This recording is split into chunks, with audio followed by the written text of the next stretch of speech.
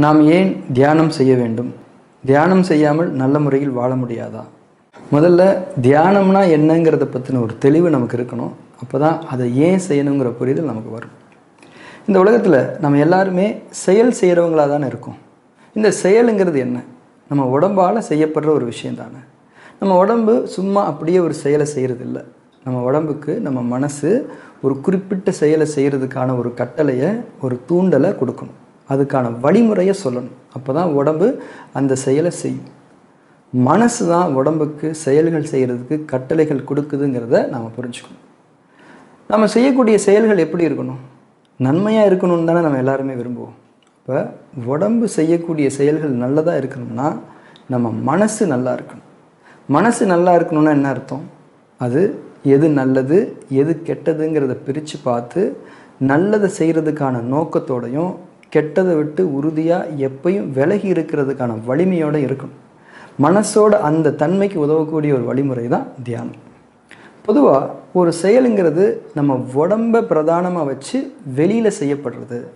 தியானம்ங்கிறது நம்ம மனசை பிரதானமாக வச்சு நம்ம மனசுக்காக நம்ம மனசில் உடம்போட உதவியோடு செய்யப்படுற ஒரு செயல். அது நமக்கு உள்ளே நடக்குது.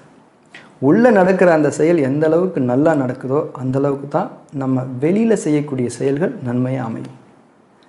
நல்லதுன்னு தெரிகிற ஒரு விஷயத்த என்னால் தொடர்ந்து பண்ண முடியலை, ஒரு விஷயம் கெட்டதுன்னு தெரிஞ்சும் அதுலேருந்து என்னால் விலகி இருக்க முடியலைங்கிற நிலைமை உங்களுக்கு இருந்தால் நீங்கள் கண்டிப்பாக தியானம் பண்ணணும். தியானம் பண்ணாமல் நல்ல முறையில் வாழ முடியாதா அப்படின்னா வாழ முடியலாம். ஆனால் மனசு சரியான தன்மையில் இல்லாமல் நிச்சயமாக நல்ல முறையில் வாழ முடியாது. மனசை சரியான தன்மையில் வச்சுக்கிறதுக்கு நிறைய வழிமுறைகள் இருக்குது. ஒவ்வொருத்தருக்கும் ஒவ்வொன்றும் உதவலாம். அதில் தியானம் ரொம்ப எளிமையானது, சுகமானது, எல்லாருமே செய்ய முடியக்கூடியது. நம்ம ஒரு நல்ல இருசக்கர வாகனம் வச்சுருக்குறோம். தொடர்ச்சியாக அதை பயன்படுத்திக்கிட்டே இருக்கோம். அதுக்கு ஒரு பராமரிப்புன்னு ஒன்று தேவைதானே. தொடர்ச்சியான இயக்கத்தில் இருக்கக்கூடிய எல்லாத்துக்குமே பராமரிப்புங்கிறது தேவை. அப்போ தான் அது தொடர்ந்து நல்லா இயங்க முடியும். அதிலிருந்து நாம் நிறைய பயன்களை அடைஞ்சிக்க முடியும். அந்த அடிப்படையில் தான் நாம் உடம்புக்கு பயிற்சிகள் அசைவுகள்லாம் பண்ணுறோம்.